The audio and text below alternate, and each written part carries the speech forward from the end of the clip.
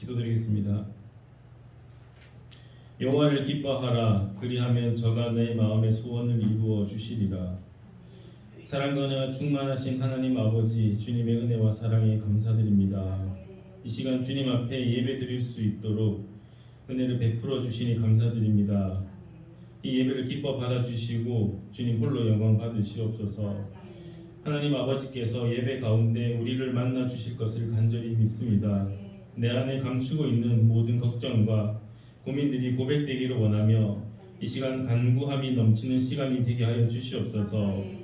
우리의 마음을 흔들며 예배를 방해하는 것들을 이 시간 물리쳐 주시고 오직 주 하나님께 집중하는 거룩한 시간이 되게 하여 주시옵소서. 하나님 아버지, 우리의 감사를 하나님 앞에 고백합니다. 코로나로 인해서 힘겨웠던 상황 가운데서도 우리를 지켜주시고 여전히 숨쉬며 살아갈 수 있도록 하시니 감사드립니다. 많은 불편함 가운데 있지만 그것을 통해서 그동안 우리가 엄청난 혜택을 누리며 평안 가운데 있었음을 깨닫게 하시니 또한 감사드립니다. 이미 주신 큰 은혜를 생각하며 또한 그것에 감사하며 우리의 마음이 날로 풍성해지는 은혜를 누리게 하여 주시옵소서. 사랑의 주님, 이 시간 지난 한 주간 저희의 죄를 또한 회개하며 겸손한 마음으로 주께 나갑니다. 주의 자녀라 고백하면서도 나의 욕심과 정욕에 붙들려 살아왔습니다. 언제나 변함없이 우리를 지켜보시는 하나님을 생각하면서 십자가로 돌아갈 수 있도록 우리의 심령을 주관하여 주시옵소서. 세상적인 이익을 얻기 위해서 힘쓰고 있는 우리의 형편과 사정을 주님께서 긍휼히 여겨주시고 하나님께서 원하시는 것이 무엇인지 더욱 잘 분별하며 살아가게 하여 주시옵소서. 하나님을 멀리하였던 우리를 긍휼히 여겨주시고 다시금 말씀과 기도로 온전히 서서 거룩한 삶을 살아가게 하여 주시옵소서. 이 시간 나라와 민족을 위해서 기도드립니다. 대립과 분열로 치닫고 있는 이 나라의 긍휼을 베풀어 주시옵소서. 하나님을 경외하는 믿음의 위정자들이 세워지고 또한 그들의 진정한 회개를 통해서 이 나라의 백성을 위한 진실된 마음으로 충성 봉사하는 나라가 되게 하여 주시옵소서. 코로나로 인해서 힘들고 어려운 시기를 속히 끝내주시고 이 시기가 고난과 어려움으로만 끝나는 것이 아니라 우리의 영적인 상태를 깊이 돌아보고 하나님께 진정으로 회개하는 시간이 되게 하여 주시옵소서. 이 고난의 시간 가운데서 하나님의 보호하심으로 지켜 보호해 주시고 우리 모든 성도들이 넉넉히 이겨낼 수 있도록 우리 모든 삶 가운데 친히 간섭하여 주시옵소서. 경제적인 어려움과 마음속에 품고 있는 시련들을 주께서 해결하여 주시고 또한 육신으로 고통받는 이들을 위해서 또한 기도하오니 이들을 주님의 손길로 치유하여 주셔서 하루속히 그 고통으로부터 고침받을 수 있도록 인도하여 주시옵소서. 우리 다음 세대들에게도 하나님이 살아계심을 아는 지혜를 허락하여 주시옵소서.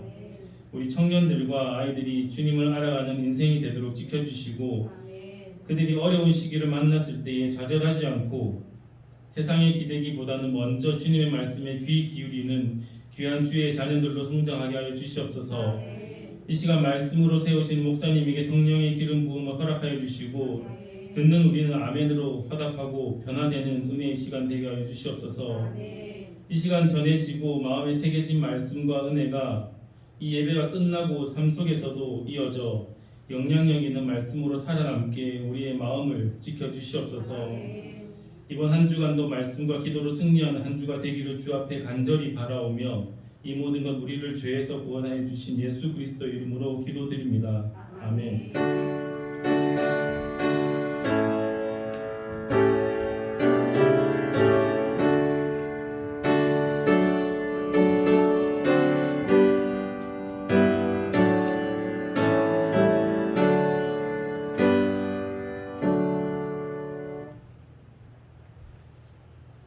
오늘 우리에게 주시는 하나님의 말씀입니다. 신약성경 누가복음 8장 9절에서부터 15절까지 말씀, 신약성경 102페이지에 있습니다. 신약성경 102페이지 누가복음 8장 9절에서부터 15절까지 말씀.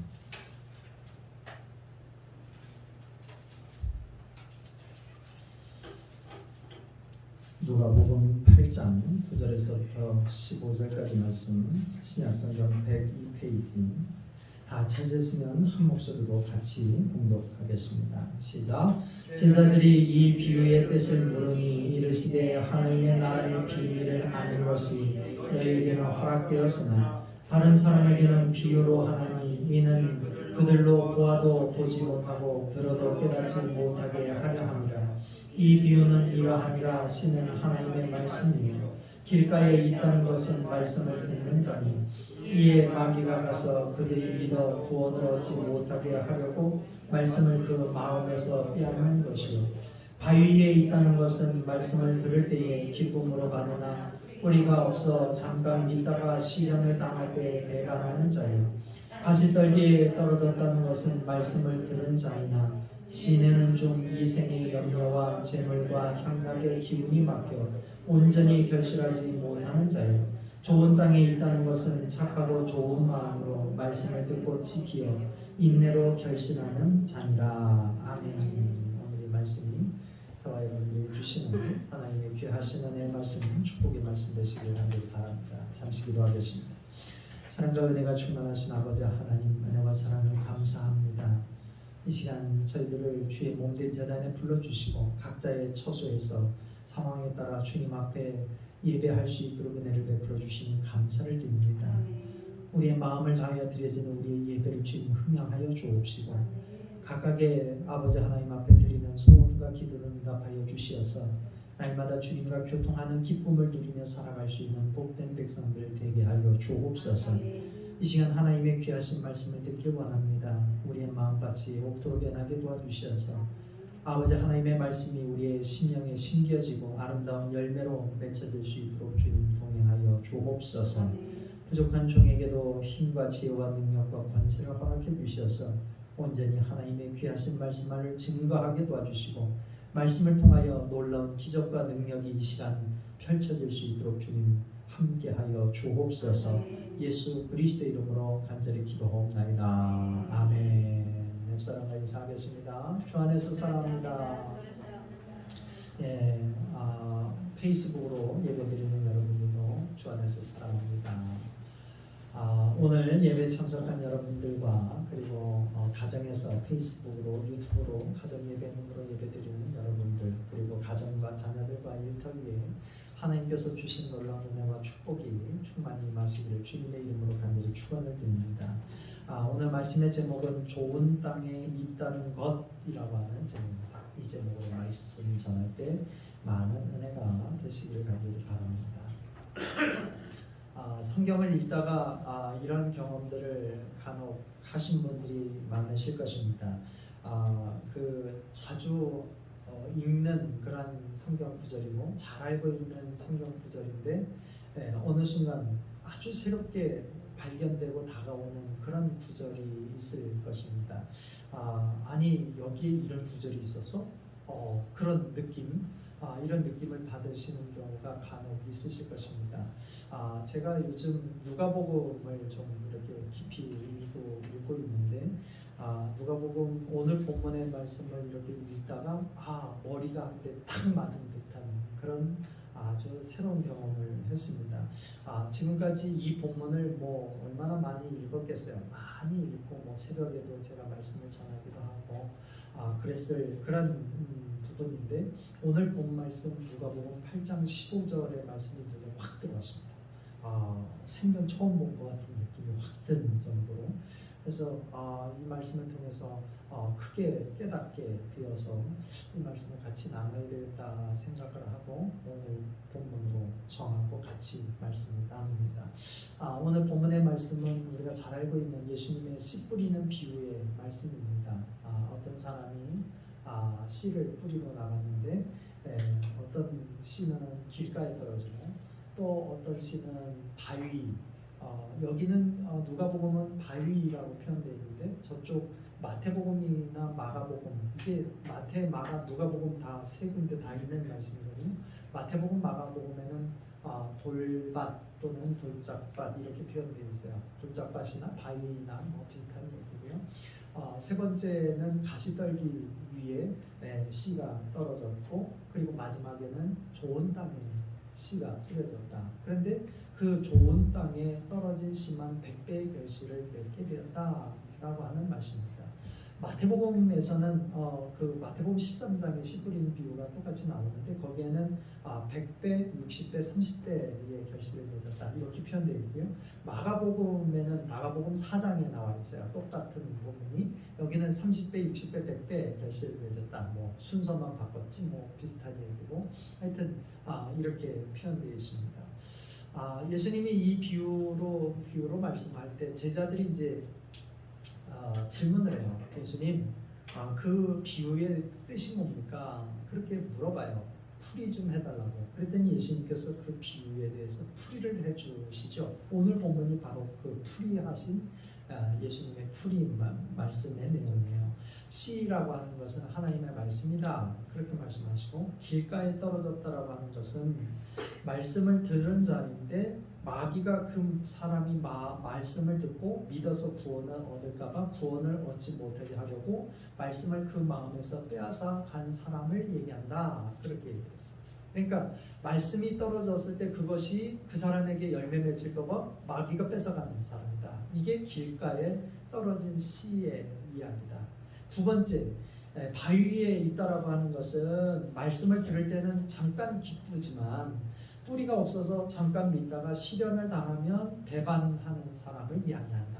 그렇게 했어요. 세 번째, 가시떨기에 떨어졌다라고 하는 것은 말씀을 들은 자이나 지내는 중 이생의 염려와 재물과 향락의 기운이 막혀서 온전히 결실하지 못하는 사람을 이야기한다. 그렇게 말씀하시고, 그리고 마지막으로 좋은 땅에 있다는 것은 착하고 좋은 마음으로 말씀을 듣고 지키어 인내로 결실하는 사람이라고 말씀하고 있어요. 15절의 말씀이 제 눈에 확 들어왔어요. 여러분, 여기 비유의 말씀에 보면 길가에 떨어지거나 바위 위에 또는 돌짝밭에 떨어진 씨나 가시떨기 위에 떨어진 씨에 대한 설명은 마태, 마가, 누가복음 공이 비슷해요.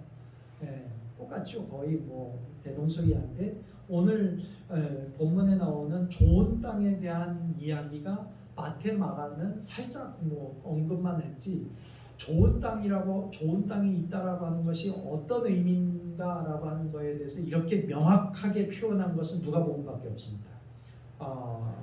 똑같은 본문의 이야기 마태복음에서는 좋은 땅에 뿌려졌다는 것을 이렇게 표현하고 있어요. 말씀을 듣고 깨닫는 자 이렇게 표현되어 있고, 마가복음에서는 좋은 땅에 뿌려졌다는 것을 말씀을 듣고 받아 이런 정도로 이렇게 표현하고 있는데, 오늘 본문 누가복음에 보면 좋은 땅에 있다는 거에 대해서 아주 명확하게 세 가지를 말씀하고 있어요. 첫 번째, 착하고 좋은 마음으로 말씀을 듣는 것이다. 두 번째, 그 말씀을 지켜내는 것이다. 세 번째, 결실하기까지 인내하는 사람을 얘기한다. 그렇게 얘기를 했어요. 그러니까 좋은 땅에 있다라고 하는 것은 뭐냐? 첫 번째는 좋은 마음으로, 착하고 좋은 마음으로 말씀을 듣는 것이다. 두 번째는 뭐야? 그 말씀을 지키는 것이다. 세 번째는요, 결실하기까지 그것을 인내하는 사람이 좋은 땅에 있다는 것을 의미한다라고 우리에게 말씀해 주고 있습니다. 여러분, 성도는 열매를 맺어야 되는 줄로 믿습니다. 어떤 열매요? 좋은 열매. 성경의 말씀에 보면 꽃이 되라 말씀하지 않으셨어요. 우리에게 아름다운 꽃이 되라, 화려한 꽃이 되어라. 그래서 사람들 앞에서 뽐내라 라고 하는 말씀 없습니다. 뭐가 있어요? 열매를 맺어라. 열매에 대한 이야기는 자주 나타나요. 요한복음에 보면 즐비하게 열매에 대한 이야기가 나오고, 또 우리가 잘 알고 있는 갈라디아서 5장 22절 23절에 보면 성령의 열매를 맺으라. 9가지 성령의 열매, 사랑과 희락과 화평과 오래 참음과 자비와 양성과 충성과 온유와 절제, 9가지 열매를 맺어라. 또 에베소서의 말씀에 보면 빛의 자녀의 열매를 맺어라. 착함과 의로움과 진실함의 열매를 맺어라. 뭐 이런 등등의 이야기가 계속 나와요. 그러니까 성경에는 우리에게 화려한 꽃이 되기를 원하시는 게 아니라 뭐가 되기를 원하세요? 좋은 열매 맺는 사람이 되기를 원하신다. 이런 말씀. 주님은 우리에게 원하시는 게 뭐냐면 화려하게 사람들 앞에 의시되고 뽐낼 수 있는 꽃이 되기를 원하는 게 아니라 우리 안에 성숙한 열매가 되어서 섬기는 자가 되기를 원하시는 줄로 믿습니다. 여러분, 성도는 열매를 맺어야 돼요. 그래서 어떤 열매를 맺어야 돼요? 좋은 열매를 맺는 성도가 되어야 하는 줄로 믿습니다. 좋은 열매가 맺히려면 어떻게 해야 돼요? 오늘 본문은 우리에게 분명하게 말씀하고 있어요. 좋은 땅이 되어야 된다. 좋은 땅에 있어야지만 거기에 씨가 뿌려질 때 좋은 열매, 100배의 열매, 그런 열매를 결실할 수 있다라고 우리에게 말씀해 주고 있는 줄로 믿습니다. 어떤 믿음이 좋은 한 여자가 있었어요. 이분이 밤에 꿈을 꿨는데, 자다가 꿈을 꿨는데 이런 꿈을 꿨어요. 꿈속에서 시장에 갔어요.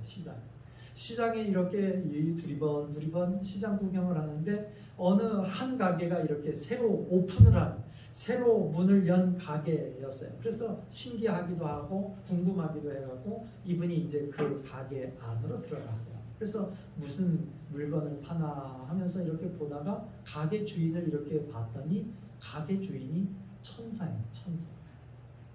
그래갖고 이 가게 주인에게 그 믿음이 좋은 이 여인이 물어봤어요. 이 가게는 무엇을 팝니까? 뭘 파는 가게예요? 이렇게 물어봤어요. 그랬더니 그 가게 주인이, 천사인 가게 주인이 이야기하기를 당신이 원하는 것이 있으면 무엇이든지 팝니다. 그렇게 얘기하는 거예요. 그러니까 뭘 사갈까? 이 여자가 고민을 했어요. 뭘 사가야 되나? 고민하다가 한참 고민한 끝에 이렇게 얘기했어요. 마음의 평화와 사랑, 그리고 지혜와 행복, 그리고 두려움과 슬픔으로부터 자유를 좀 하십시오. 그렇게 얘기했어요. 수준이 있잖아요. 이분도. 그랬더니 천사가 그 얘기를 듣더니 미소를 지으면서 이렇게 얘기를 하는 거예요. 미안하지만 가게를 잘못 찾아오셨습니다. 이 가게는 열매를 팔지 않습니다. 오직 씨앗만을 팔 뿐입니다. 이렇게 얘기하더래요. 여러분, 이 얘기는 뭐냐면 하나님께서 우리에게 주신 것은 좋은 씨앗을 주십니다. 우리에게 좋은 씨앗을 주시는데 그 씨앗이 내 안에 품어져서 그것이 가꿔지고 그것이 역사가 될 때 그때 좋은 열매로 비로소 나타난다. 그런 얘기예요. 그러니까 하나님께서는 우리에게 열매를 딱 먼저 주시는 게 아니라 씨앗으로 주십니다. 씨앗을 주시면 그 씨앗이 우리 안에서 좋은 열매로 결실하는 사람이 되느냐, 그렇지 못하는 사람이 되느냐는 우리에게 달려있다. 그러면 좋은 열매를 맺는 그런 하나님의 좋은 씨를 좋은 열매로 맺힐 수 있는 사람은 어떤 사람이냐? 오늘 본문은 분명히 얘기하고 있죠. 좋은 땅에 있어야 된다라고 하는 이야기를 하고 있어요. 여러분, 아까 얘기했듯이 좋은 땅에 있다라고 하는 것 세 가지로 분명하게 말씀하고 있습니다. 그 세 가지, 그 부분을 우리가 같이 묵상하면서 우리가 좋은 땅이 되어서 하나님이 좋은 씨앗을 주신 것을 우리의 삶을 통하여 좋은 열매 맺기 위해서 애쓰고 수고하는, 그래서 아름다운 열매를 풍성하게 누리며 살아가시는 저와 여러분들이 되시길 간절히 소망합니다. 여러분, 우리의 마음밭이 좋은 밭이 되려면 제일 먼저 착하고 좋은 마음으로 하나님의 말씀을 들을 줄 알아요. 하나님의 말씀을 어떻게 들으라고요? 좋은 마음으로, 착하고 좋은 마음으로 들어야 된다. 아무리 좋은 씨가 떨어진다고 하더라도, 아무리 좋은 생명의 말씀이라고 하더라도 삐딱한 마음으로 들으면 절대로 거기에는 아름다운 열매 맺힐 수가 없다. 아무 소용이 없다. 그런 이야기. 착하고 좋은 마음으로 말씀을 들어야 된다는 거예요. 여러분, 착하고 좋은 마음이라고 하는 것은 다른 말로 얘기하면 영혼이 건강하다 그런 것이에요. 건강한 영혼을 갖고 있다.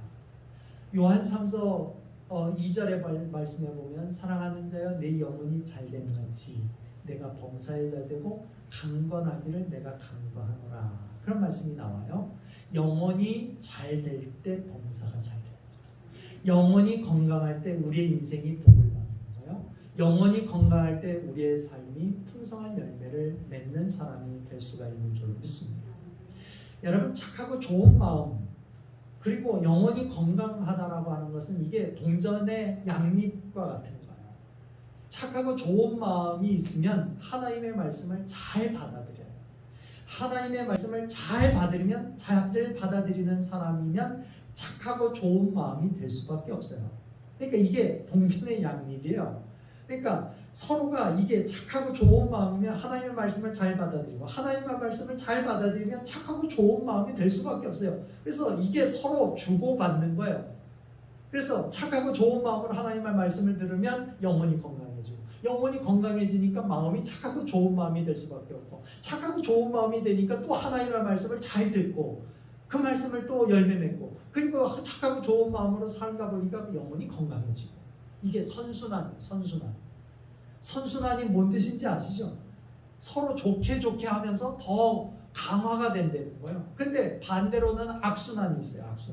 악순환은 뭐냐면 영혼이 건강하지 못하면 하나님의 말씀을 삐뚤게 들어요.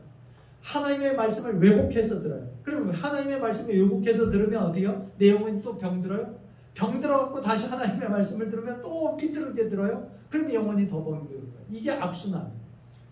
여러분, 저와 여러분들이 하나님의 말씀을 들을 때 선순환되는 말씀을 듣는 그런 지혜가 있으시길 간절히 바랍니다. 그러려면 제일 먼저 우리가 착하고 좋은 마음으로 들을 수 있는 사람이 되어야 된다.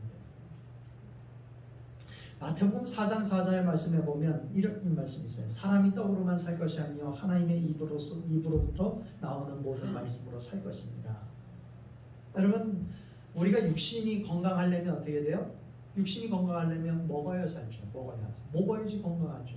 그래서 몸이 건강하지 못하다라고 하는 가장 처음으로 나타난 증상 중에 하나가 뭐냐면 밥맛이 떨어지는 거예요. 밥맛이 자꾸 떨어져요. 네?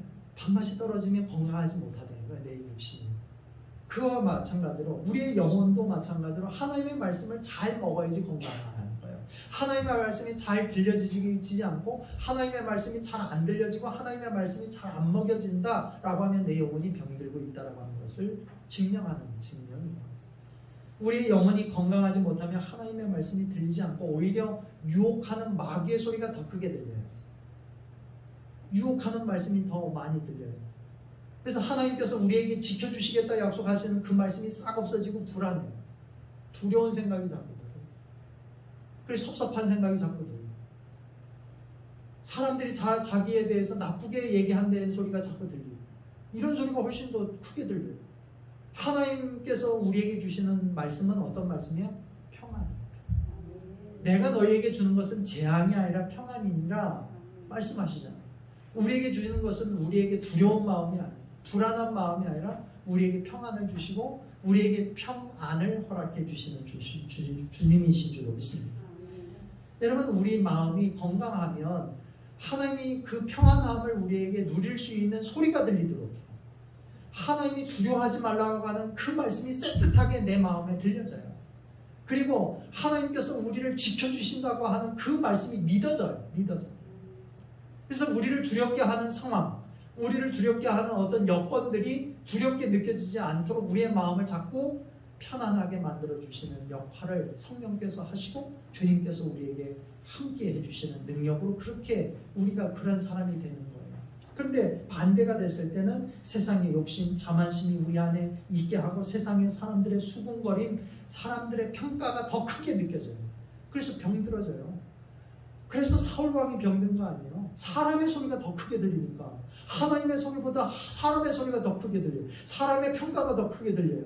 사울은 천천히요, 다윗은 만만히로다. 이것 때문에 일평생 그거 한마디에 그냥 붙들려서 시기심과 질투심에 빠져갖고 일평생 불행한 인생을 살았던 사람이 사울 아니에요? 여러분, 우리의 영혼이 정말로 주님이 주시는 말씀으로 굳건하게 세워져서 건강해요. 우리의 영혼이 건강하지 못하면 비정상이 되기가 쉬워요. 비정상이 되어요. 명포수 짐 코벳과 쿠마온의 식인 호랑이라고 하는 괴상한 제목의 책이 있어요. 이게 2002년도에 쓰여진 책인데 이 짐 코벳이라고 하는 사람이 명사수예요. 쉽게 해서 사냥꾼인데 어떤 사냥도 잘하는 사람이에요. 어떤 짐승도. 근데 이 사람이 식인 호랑이를 잡은 이야기, 자기의 자전적인 얘기를 써놓은 거예요. 그게 이제 진코벳, 명포수 진코벳과 쿠마온의 식인 호랑이라고 하는 책에 이제 자기 이야기를 쭉 한 내용이에요. 이 진코벳이라고 하는 사람이 실제로 식인 호랑이를 잡은 이야기를 갖고 이제 자기가 쓴 책인데요. 이 사람이 어떤 사람이냐, 인도 북부의 히말라야 지역에서 태어난 사람인데 이 사람이 굉장히 총을 잘 쏴요. 그래갖고 짐승이라는 짐승을 너무 잘 사냥을 잘하고 탁월한 사격수라고, 그리고 뛰어난 직감 때문에 이 사람에 대해서 칭송이 자자했어요. 명포수라고. 그래갖고 어디든지 이렇게 사람들을 괴롭히는 그런 짐승이 있으면 이분을 모셔갖고 그 문제를 해결하고 그랬어요. 근데 그 히말라야의 참파와트라고 하는 곳에 식인 호랑이가 있다는 거예요. 이 호랑이가 1907년서부터 자그마치 31년 동안 사람을 몇 명이나 해쳤느냐면 436명을 사람을 해쳐갖고 잡아먹었어요. 그리고 이게 1등이에요. 식인 호랑이 중에 제일 사람을 많이 잡아먹은 것 지금까지 1등이래요. 436명. 실제로 이런 일이 있었어요. 그러다 보니까 이 호랑이가 살고 있는 그 주변에 있는 마을이 쑥대밭이 됐겠죠. 그리고 이 호랑이가 다닐 만한 동네 사람들은 다 공포에 떠는 거예요. 그러니까 어떤 사람들 너무 무서워서 마을 밑에까지 이제 이사가서 사는 사람도 있고, 어떤 사람들 상황이 안 되니까 그냥 거기서 살다가 다 잡아먹히는 거예요. 그래서 31년 동안 436명이 희생을 당했어요. 그러니까 그 동네 사람들이 너무 공포스럽고 너무 힘드니까 코벳이라고 하는 사람이 쐈다 하면 짐승을 잡는다라고 하는 얘기를 듣고 이 사람을 초빙한 거예요. 우리 너무 무서우니까 식인 호랑이를 좀 잡아달라고. 그래갖고 이 사람이 저 식인 호랑이를 잡기 위해서 이 사람이 그 동네로 왔어요. 동네로 와갖고 이곳저곳 살펴보니까 이 호랑이가 이런 데를 지나가는구나 알고 거기서 숨어 있다가 정말 일생 필사의 각오로 이 호랑이에 맞서갖고 싸워갖고 결국 끝내 이 호랑이를 잡았어요. 죽였어요. 근데 이 사람이 궁금한 거예요. 이 사람이 수많은 짐승을 보고 수많은 짐승을 이렇게 잡아봤지만 호랑이가 사람을 이렇게 많이 잡아먹는다라고 하는 건 이해할 수 없는 거예요. 왜냐하면 호랑이가 사람 잡아먹으라고 하나님께서 창조하신 동물이에요. 뭘 잡아먹으라는 거예요? 호랑이는 짐승을 잡아먹어야지 사람이 아니라. 그렇지 않아요? 사람을 잘 안 잡아먹어요. 이게 신기한 거예요. 왜 사람을 이렇게 많이 잡아먹었을까? 그것도 436명이라고 하는 어마어마한 숫자를 이렇게 사람을 잡아먹었을까? 하나님께서 호랑이를 창조하실 때 사람 잡아먹으라고 이렇게 창조하신 것도 아닌데 어떻게 이렇게 비정상적으로 사람을 이렇게 잡아먹었을까? 라고 하는 게 궁금한 거예요. 그래서 이 사람이 그 호랑이를 잡은 다음에 이제 그 명포수 같은 사람들은 어떻게 해요? 자기가 잡은 거에 대해서 그 가죽을 벗겨갖고 이렇게 기념하고 그러잖아요. 그래서 가죽을 벗기면서 이 사람이 신기한 것을 깨달았어요. 뭘 깨달았냐면 이제 짐승, 호랑이 가죽을 벗기면서 비로소 해답을 찾았는데 왜 사람을 잡아먹을 수밖에 없는 호랑이일 수밖에 없었는지를 깨달았어요. 일반적으로 호랑이는요, 송곳니가 4개래요. 위에 2개, 아래 2개. 그래갖고 4개의 이로 짐승을 잡아먹고 다른 짐승을 이렇게 사냥을 한대요. 근데 이 호랑이를 이렇게 가죽을 벗겨보면서 이 호랑이를 이렇게 보니까 오른쪽 위에 치아하고 왼쪽 아래에 송곳니가 다 부러져 있거나 아니면 없더래요. 위에 거는 아예 없고 아래 것은 반만 이렇게 남아 있더래요. 그래서 이렇게 가만히 살펴보니까 자기가 그 호랑이를 잘 찾아보고 왜 2개가 이렇게 빠져 있을까라고 봤더니 아마도 추측하기를 이 사람이 생각해 보니까 사냥꾼이 와서 총을 쐈는데 이게 제대로 안 맞은 거예요. 이빨을 맞춘 거예요. 이빨을. 위에 이빨은 하나는 날아가고 그래갖고 아예 송곳니가 빠져버리고 아래 이빨은 반이 잘려 있는 거예요. 그러니까 짐승이 그 호랑이가 짐승을 잡아먹으려면 이 4개의 이빨이 꽉 잡아갖고 옴짝달싹 못하게 목을 쥐어짜야지 이놈을 죽일 수 있는데 호랑이가 딱 짐승을 잡아갖고 깨물었는데 이빨이 2개가 없으니까 오른쪽이 왼쪽 이빨로만 하니까 얘들이 늘 도망간다는 거예요. 잡아먹을 수가 없는 거예요. 아무리 으르렁 해갖고 호랑이가 다른 짐승을 잡아먹으려 해도 이빨이 2개밖에 없으니까 이게 아무리 힘을 줘도 이게 그 짐승들이 다 빠져나가고 짐승을 잡아먹을 수가 없는 거예요. 그러니까 어떻게 해요? 두 개의 이빨로도 공격해서 잡아먹을 수 있는 상대를 잡아서 먹을 수밖에 없었는데 그게 사람이 되는 거예요. 그래서 배가 고프니까 어떻게 해요? 짐승을 잡아먹을 수 없고 짐승을 잡는다고 하더라도 먹을 수 없고 다 도망가니까 배가 고픈 이 호랑이가 그때부터 사람을 먹기 시작해서 436명까지나 사람을 잡아먹었다는 거예요. 여러분, 이 이야기를 통해서 교훈이 뭐냐면 건강하지 못하면 비정상이 되는 거예요. 이 호랑이가 정상이에요? 비정상이에요? 비정상이지. 사람을 잡아먹는 게 비정상이지. 짐승을 잡아먹어야지 왜 사람을 잡아먹어? 이건 비정상이지. 하나님의 창조하고는 완전히 달라진 거죠. 여러분, 이 호랑이가 자기 이빨이 사라지니까 손보니가 다 사라지고 건강하지 못하니까 엉뚱하게 다른 비정상적인 행동을 하잖아요. 마찬가지, 우리의 영혼이 비정상이면 엉뚱한 짓을 한다니까. 우리의 영혼이 건강하지 못하면 하나님의 말씀이 기쁨으로 느껴지질 않는다니까요. 하나님의 말씀이 순종되지 않는다니까요. 하나님의 말씀이 하나님의 말씀으로 들려지지 않아요. 하나님의 말씀이 내 안에 역사하지 않아요. 왜? 비정상이 되니까. 내 영혼 병들어지니까. 여러분, 우리의 마음이 착하고 좋은 마음이 돼야 되는데 그러려면 어떻게 돼요? 우리의 영혼이 건강해야 돼요. 그래야지 비정상이 안 돼요. 하나님의 말씀이 내 안에서 역사가 되고 거기서 뭔 하나님의 역사가, 성령의 역사가, 하나님의 말씀의 능력이 우리 안에서 임할 수가 없다는 거예요. 정상적이지 않아요. 그렇기 때문에 우리의 마음이 하나님의 말씀을 착하고 좋은 마음으로 들을 수 있는 마음이 되기를 위해서 기도하셔야 돼요. 하나님, 내 영혼이 건강해서 하나님의 말씀이 착하고 좋은 마음으로 들려지게 도와주옵소서. 하나님의 말씀이 하나님의 말씀으로 들려지게 도와주옵소서. 이렇게 기도하시고 하나님의 말씀을 들어야 돼요. 뿐만 아니라 듣는 것뿐만 아니라 여러분들이 하나님의 말씀을 통해서 내가 직접 하나님의 말씀을 볼 수 있는 그런 노력들을 하셔요. 그래서 내 영혼을 자꾸 어떻게 해요? 건강하게 만드셔요. 그럴 때 우리의 영혼이 착하고 좋은 마음으로 하나님의 말씀을 들을 수 있는 건강한 믿음의 사람이 될 수가 있는 줄 믿습니다. 그때 하나님의 말씀이 떨어졌을 때, 씨앗이 떨어졌을 때 내 안에서 열매가 맺힙니다. 어떤 열매가요? 좋은 열매. 두 번째, 좋은 땅에 있다라고 하는 것은 첫 번째는 뭐예요? 하나님의 말씀을 어떻게 들어요? 착하고 좋은 마음으로 듣는 것. 이게 첫 번째 좋은 땅에 있다라고 하는 것을 의미한다 그랬어요. 두 번째는 뭐예요? 그 말씀을 지키는 거예요.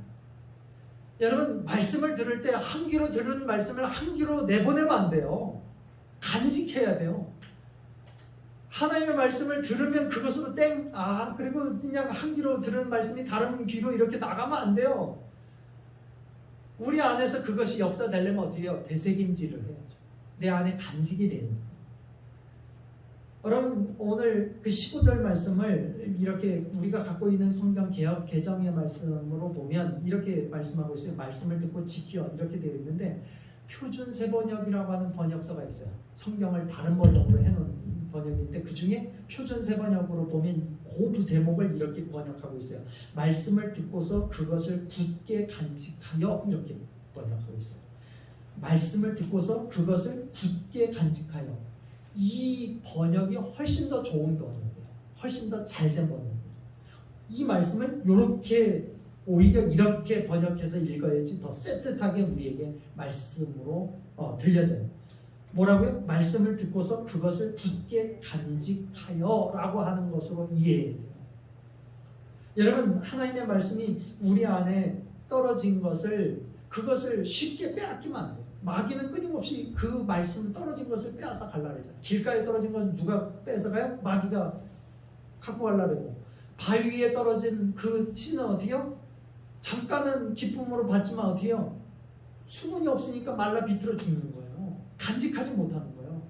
그 말씀이.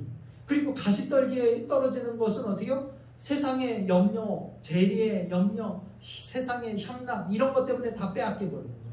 내 안에 간직이 안 돼요. 뭐가 간직이 안 돼요? 하나님의 말씀이 간직이 안 되는 거예요. 그러면 우리의 영혼이 병드는 거예요. 좋은 땅에 있다라고 하는 것은 뭘 얘기하느냐? 그 씨앗의 힘을 간직하는 거예요.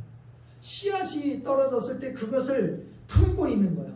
품어서 그것이 여러분 닭이 계란을 이렇게 안고 있어갖고 그게 품어졌을 때 나중에 삐약삐약하는 병아리가 나오는 것처럼 우리 안에서 그것이 돼야 돼요. 간직이 돼야 돼요. 말씀이 간직이 돼야 돼요. 그래야지 삐약삐약하는 새 생명이 태어나는 것처럼 우리 안에서도 그러한 생명이 잉태가 되고 그런 좋은 열매로 하나님이 영광을 돌리는 그런 열매가 맺혀지는 사람이 될 수가 있는 줄 믿습니다.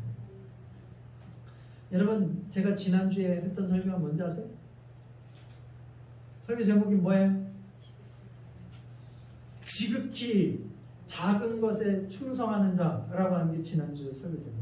지지난주 설교가 뭔지 아세요? 알곡과 축적입니다.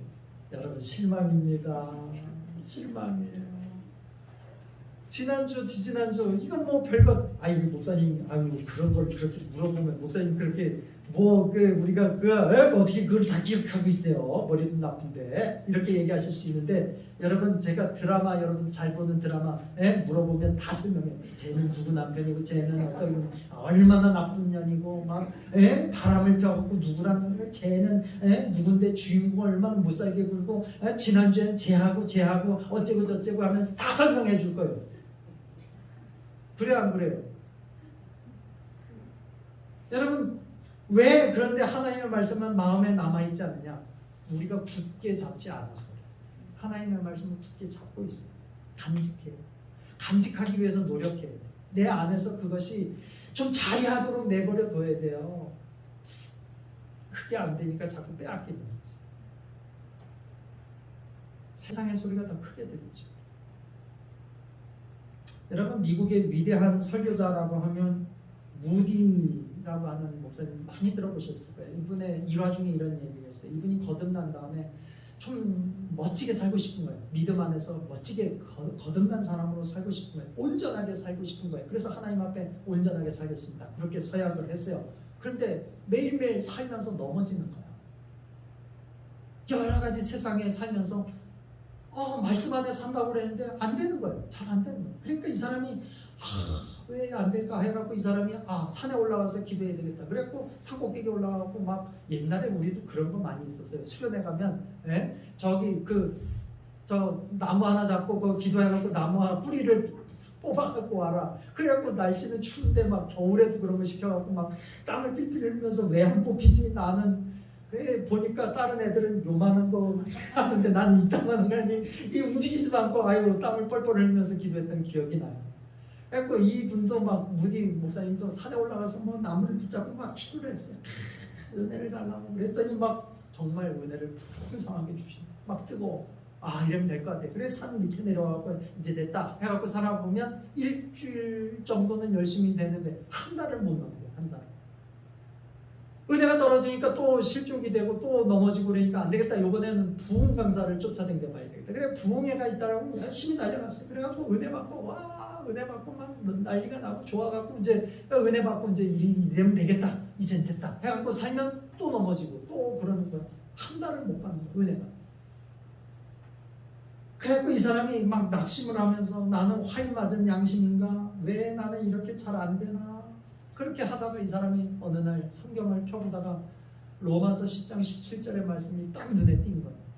그 말씀은 뭐냐면 그러므로 믿음은 들음에서 나고 들음은 그리스도의 말씀으로 말미암느니라 라고 하는 말씀이에요. 이 말씀을 딱 가슴에 부여잡고 깨달았고 이 사람이 말씀을 읽기 시작했어요. 말씀을 읽은 대로 이 사람이 지키기 시작했어요. 그랬더니 이 사람을 뒤집어 놓는 뿐만 아니라 이 사람을 통해서 수많은 사람이 뒤집어지는 역사가 있게 된 줄로 믿습니다. 여러분 안에서도 이러한 능력의 역사가 나타나는 줄로 믿습니다. 그러려면 어떻게 해요? 여러분 마음속에 주님의 말씀이 간직되어져요. 지켜져요. 그 말씀이 여러분 안에서 막 샘솟는 기쁨으로, 샘솟는 능력으로, 샘솟는 기적의 도구로 사용되는 말씀이 되어야 하는 줄로 믿습니다. 그러려면 말씀을 사모하셔야 돼요. 말씀을 듣기를 소망하셔야 돼요. 듣는 것으로 그치는 게 아니라 그것이 내 안에 간직하도록 노력하셔야 돼요. 뿐만 아니라 설교를 목사를 통해서 듣는 설교만이 아니라 내가 내 눈으로 보는 성경이 있어야 돼요. 내 눈으로 말씀을 보고 그것을 묵상하는 훈련을 하셔야 돼요. 그 습관을 가지셔야 돼요. 그럴 때 여러분들 정말 나의 인생에 하나님의 말씀이 필요할 때 그때 끄집어내서 읽을 수 있는, 끄집어내서 그게 은혜가 될 수 있는 말씀이 내 안에 생겨나는 거예요. 그런 훈련이 됐을 때 내가 인생의 위기를 만나면 허둥지둥 하잖아요. 근데 그때 우리가 끄집어 쓸 수 있는 것은 뭐냐면 하나님의 말씀을 간직하고 있을 때 그 말씀이 다시금 내 위기의 상황에서, 인생의 위기의 순간에 딱 튀어나오는 말씀이 되어서 나를 굳건하게 잡아주는 말씀이 되는 거예요. 그 훈련을 하셔야 돼요. 그 훈련이 내 안에서 끊임없이 연속되어질 때 우리는 좋은 땅에 있는 사람이 되십니다. 세 번째, 좋은 땅에 있다라고 하는 것은 뭐냐? 말씀을 붙잡고 그리고 그 말씀을 지키고 또 어떻게 하라고요? 마지막에 인내, 결실할 때까지 인내하는 것을 의미한다. 여러분, 열매는 인내하지 않고서는 얻어질 수가 없어요. 농부는 밭에 씨를 뿌리고 계절이 바뀌도록 인내를 해야 돼요. 봄에 뿌리고 봄에 거둘 수 있나요? 그럴 수 없어요. 봄에 뿌리고 가을에 거두는 거죠. 과수원, 저희 집 과수원 오랫동안 했으니까 과수원 나무 심으면요 바로 열매 맺지 않아요. 묘목을 심으면 최소한 7년 지나야지 열매가 달리기 시작을 해요. 뭐 대여섯 개. 이게 점점 자라면 제일 많이 이제 잘 달릴 때가 15년생서부터 20년생. 이때는 왕창 달려요. 막 이렇게 달려요. 7년 동안 그냥 헛수고하는 거예요. 7년 동안 그게 자랄 때까지 열심히 소독하고 거름 주고 그러는 거예요. 그러면 7년서부터 조금씩 달리기 시작하고 15년생서부터 그냥 우악 자라 열매가 따게 됩니다. 수고의 인내가 필요해요. 인내해야 되죠. 그때까지 기다리지 않으면 좋은 열매를 맺을 수가 없어요. 그래 좋은 것일수록 빨리 되어지지 않아요. 좋은 것일수록 빨리 되지 않아요. 괴로움과 어려움을 잘 참고 인내할 때 그때 좋은 열매가 우리 인생에 열매 맺어지는 거예요. 그래서 이런 얘기가 있죠. 인내는 쓰나 그 열매는 뭐하다? 달다. 인내는 쓰지만 그 열매는 달다. 여러분 저와 여러분이 인내는 쓰지만 그 열매는 단 인생을 살아가시기를 주님의 이름으로 간절히 축원합니다. 고사성어 중에 마부작침이라고 하는 성어가 있어요. 마부작침. 이 마자는 달다 할 때 마, 부자는 도끼부예요. 그리고 작자는 지을자, 그리고 침자는 바늘침이에요. 이 얘기를 풀어서 얘기를 하면 도끼를 갈아서 바늘을 만든다 그런 뜻이에요. 도끼를 갈아서 바늘을 만든다. 이게 유래된 이야기가 있어요. 유래가 어디서 왔느냐면 중국을 대표하는 시인이라고 하면 이태백 들어보셨죠? 이백이라고 하기도 하고 이태백이라고 하기도 하는데 뭐 국어 시간이라든지 그 한문 시간이라든지 이럴 때 자주 나오는 그런 이분의 시가 자주 등장을 하기도 합니다. 고전이라든지 이런데. 근데 이분이 어렸을 때 영특했대요. 영특했대. 그러니까 싹수가 처음부터 이렇게 애들도 보면 영특한 애들이 있잖아요. 네, 그런 거 같이 영특한 거예요. 부모가 이 아이를 그냥 키우면 안 되겠다. 좀 훌륭하게 좀 잘 키워야 되겠다. 그런 생각을 했던 거예요. 그래서 유명한 스승님한테 이 아이를 부탁을 해서 좀 가르쳐달라고 그랬던 거예요. 그래서 이 스승에게 배우기 위해서 산 꼭대기에 상의산이라고 하는 아주 산 속에 산중에 가서 스승님으로부터 하사를 받고 공부를 하고 있었어요. 근데 어린 아이가 공부를 하다 보니까 공부가 뭐 맨날 좋아요. 아무리 영특한다고 하더라도 공부가 뭐 좋은 사람이 아니겠어요. 지겹고 그러니까 스승 몰래 도망쳐 나갔어요. 도망쳐 산 아래를 이렇게 내려오는데 산을 내려오다 보니까 냇가를 이렇게 건너게 되는데 냇가 옆에 저 바위 위에서 어떤 할머니 한 분이 도끼를 갈고 계시는 거예요. 그래서 신기해서 아니 뭐하고 계시나 해갖고 그 옆에 가갖고 할머니한테 물어본 거예요. 이 사람이. 할머니 뭐하고 계세요? 그랬더니 그 할머니가 대답하기를 뭐라고 그러냐면 바늘을 만들려고 하고 있다. 그래 얘기하는 거예요. 아니 바늘을 만들려고 그랬는데 왜 도끼를 가세요? 그렇게 물어본 거예요. 이태백이. 그랬더니 그 할머니가 이야기하기를 이렇게 얘기하는 거예요. 토끼를 갈아갖고 바늘을 만들면 되지. 그러니까 이 대백이 다시 묻기를, 아니 할머니, 토끼를 갈아서 언제 바늘을 만들어요? 네? 그래 얘기하니까 할머니가 얘기하기를, 이렇게 열심히 갈다 보면 언젠가는 바늘이 되겠지. 그래 얘기하는 거예요. 그 얘기에 이 어린 이태백이 충격을 먹고 그 깨달은 바 있어서 자기는 공부 그거 조금 하기 싫어하고 도망쳐 나온 게 부끄러워서 다시 올라가고 공부에 매진을 하고 위대한 사람이 됐다는 거야. 이 사람이 어렵고 힘들 때마다, 공부하기 싫을 때마다, 짜증낼 때마다 내과에서 도끼를 갖고 있던 그 할머니를 생각하면서 그러면서 공부를 했다. 그래서 여기서 유래돼서 나온 말이 마부작침이라고 하는 호사성어래요. 여러분, 우리 인생에도 비슷해요. 그냥 되는 거 없어요. 그냥 되지 않아요. 노력하지 않고 인내하지 않고 되는 거 없어요. 기다려야 돼요. 참고 인내하고 결실할 때까지 끊임없이 우리가 인내할 때 하나님의 능력과 은혜가 우리 안에서 역사되고 그것이 열매가 맺혀지는 삶을 살아갈 수가 있는 줄로 믿습니다. 성경의 말씀에 보면 믿음의 위인들이 있잖아요. 사자굴 속에 혹독한 시련을 당했던 다니엘, 그리고 형들의 미움을 받았던 요셉, 사울왕에게 시기를 받아서 끊임없이 도망다녔던 다윗, 이런 사람들도 다 인생의 어려움을 인내하여서 아름다운 열매를 맺은 사람들은 아니겠어요? 여러분, 저와 여러분들이 정말로 끝까지 주님이 주신 말씀을 부여잡고 착하고 좋은 마음으로 늘 듣고, 그리고 그 말씀을 지키기 위해서 우리의 하나님께서 주신 말씀의 씨를 우리 마음에 잘 간직하고 또 끝까지 결실할 때까지 인내해서 하나님께서 주신 놀라운 은혜와 복을 누리며 하나님께서 기뻐하시는 열매를 많이 맺으며 살아가시는 하나님의 귀한 백성들 다 되시기를 주님의 이름으로 간절히 축원을 드립니다. 기도하겠습니다. 사랑과 은혜가 충만하신 아버지 하나님, 은혜와 사랑을 감사합니다. 주신 말씀을 우리가 잘 기억하게 하시고 또한 간직하게 도와주시고 인내하여 결실하게 이르기까지 우리가 힘을 다하여 아버지 하나님의 말씀을 깨달을 수 있는 귀한 백성들 되게 하여 주옵소서. 일주일 동안에도 하나님의 은혜 가운데 승리하며 살게 도와주시길 원하오며 예수 그리스도 이름으로 간절히 기도하옵나이다. 아멘.